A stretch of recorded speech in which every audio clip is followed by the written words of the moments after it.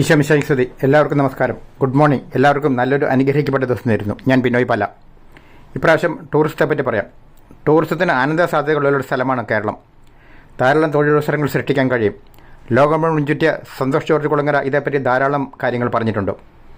ആയുർവേദത്തിന് ആനന്ദ സാധ്യതകളുണ്ട്.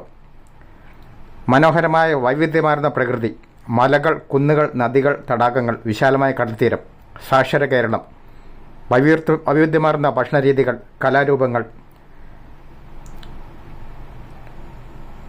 ലോകം മുഴുവൻ കറങ്ങിയ ധാരാളം മലയാളികളുണ്ട്. നല്ല ആശയങ്ങൾ നാടിന് യോജിച്ച രീതിയിൽ നടപ്പിലാക്കിയാൽ മതി. അതിഥി ദേവോ ഭവന്തു എന്നത് വാക്കിൽ മാത്രം പറയാതെ വന്നവർക്ക് വീണ്ടും വരാൻ പറ്റിയ മാന്യമായ പെരുമാറ്റം എല്ലാവരിൽ നിന്നും ഉണ്ടാകണം. അവർക്ക് വീണ്ടും വരാൻ തോന്നണം. കേരളം മുഴുവൻ, പ്രത്യേകിച്ച് ടൂറിസ്റ്റ് കേന്ദ്രങ്ങളിൽ എല്ലാ അടിസ്ഥാന സൗകര്യങ്ങളും സുരക്ഷിതത്വവും വേണം. പ്രധാന സ്ഥലങ്ങളിലെല്ലാം ചെറിയ എയർപോർട്ടുകൾ വേണം. പറ്റുന്നിടത്തെല്ലാം നല്ല റെയിൽ, റോഡ്, ജലഗതാഗത സംവിധാനങ്ങൾ വേണം. ടൂറിസ്റ്റുകളെല്ലാം കോടിപതികളൊന്നുമല്ല. സ്വദേശികളും വിദേശികളും ധാരാളം വരുന്നുണ്ട്. സാധാരണക്കാർക്കും പൈസ ഉള്ളവർക്കും പറ്റുന്ന രീതിയിൽ താമസം, ഭക്ഷണം ഒക്കെ കിട്ടാനുള്ള സാഹചര്യങ്ങൾ വേണം. വിദേശികൾ ധാരാളം ടിഷ്യൂ ഉപയോഗിക്കുന്നവരുണ്ട്. എല്ലാ ടോയ്ലറ്റുകളിലും ധാരാളം ടിഷ്യൂ കിട്ടാനുള്ള സാഹചര്യങ്ങൾ ഒരുക്കണം. അതുപോലെ കേരളത്തിൽ നടക്കുന്ന പ്രധാന സംഭവങ്ങൾ, തൃശ്ശൂർ പൂരം പോലെയുള്ള, അല്ലെങ്കിൽ നെഹ്റു ട്രോഫി, അതുപോലെ പ്രധാന സംഭവങ്ങളെല്ലാം ഒരു പെർമനൻറ്റ് ഡേറ്റ് ഫിക്സ് ചെയ്യണം. അത് മാറിയെങ്കിലും അതെല്ലാവർക്കും, ടൂറിസ്റ്റുകൾക്കും എല്ലാവർക്കും അറിയാവുന്ന രീതിയിൽ അത് ക്രമീകരിക്കണം. അപ്പോൾ ധാരാളം ആ സമയത്ത് ആൾക്കാർക്ക് വരാൻ സാധിക്കും. പരിസര ശുചീകരണം നാട്ടിലും വീട്ടിലും സ്കൂളിലുമൊക്കെ പഠിപ്പിക്കണം. ധാരാളം നല്ല മാതൃകകൾ ലോകം മുഴുവനുണ്ട്. മധ്യപ്രദേശിൽ ഇൻഡോറിലുമുണ്ട്. നമുക്ക് പറ്റുന്നത് കർശനമായി നടപ്പിലാക്കണം. ടൂറിസ്റ്റുകളും നാട്ടുകാരും മൂക്കുപൊത്തുന്ന അവസ്ഥ ഇല്ലാതാക്കണം.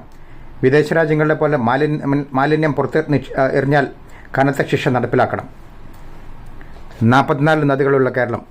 ഇപ്പോൾ സംഭവിക്കുന്നത് മഴ പെയ്യുമ്പോൾ ഭൂരിപക്ഷം നദികളിലെ വെള്ളം യാതൊരു തടസ്സവും കൂടാതെ നേരെ കടലിൽ പതിക്കുന്നു. എല്ലാ നദികളിലും തിരഞ്ഞെടുക്കപ്പെട്ട സ്ഥലങ്ങളിൽ ചെറിയ തടയണകൾ കെട്ടണം. 365 ദിവസവും 44 നദികളിലും വെള്ളം ഒഴുകാനുള്ള സാഹചര്യങ്ങൾ ഒരുങ്ങണം. അപ്പോൾ ജല, വ്യോമ, റെയിൽ, റോഡ് ഗതാഗത സംവിധാനം എല്ലായിടത്തും വരും. ടൂറിസത്തിന് അനന്ത സാധ്യതകളുണ്ടോ. റോഡിലെ തിരക്കും കുറയും. ധാരാളം ചെറിയ തുറമുഖങ്ങൾ, ബോട്ട് ജെട്ടികൾ വരും. ധാരാളം തൊഴിലവസരങ്ങൾ വരും. എല്ലാ പ്രധാന സ്ഥലങ്ങളിലും ചിലവ് കുറഞ്ഞ രീതിയിൽ കേരളത്തിൻ്റെ വിവിധതരം ഭക്ഷണം കിട്ടാനുള്ള സാഹചര്യങ്ങൾ ഒരുക്കണം. കലാരൂപങ്ങൾ അവതരിപ്പിക്കപ്പെടണം.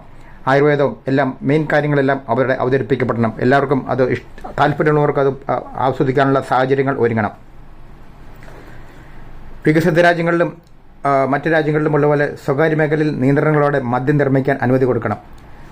മത്സരം വരും. അപ്പോൾ ക്വാളിറ്റി കൂടും, വിലയും കുറയും. നല്ലത് കയറ്റുമതിയും ചെയ്യാം. ധാരാളം തൊഴിലവസരങ്ങളും വരും. അതുപോലെ സർക്കാരിൻ്റെ KSRTCയും പ്രൈവറ്റ് ബസ്സുകളും കാറുകളും ഊബർ സംവിധാനങ്ങളും പരസ്പരം സഹകരിച്ച് മുന്നേറണം. കാലത്തിനനുസരിച്ച് അപ്ഡേറ്റ് ആകണം. ചൂരുണ്ടെങ്കിൽ മാത്രമേ ചിത്രം വരയ്ക്കാൻ സാധിക്കുകയുള്ളൂ. എല്ലാവർക്കും ജീവിക്കാൻ അവകാശമുണ്ടോ. പരസ്പരം അംഗീകരിച്ച് ബഹുമാനിച്ച് പോവുക. ഈശോ എല്ലാവരെയും അനുഗ്രഹിക്കട്ടെ.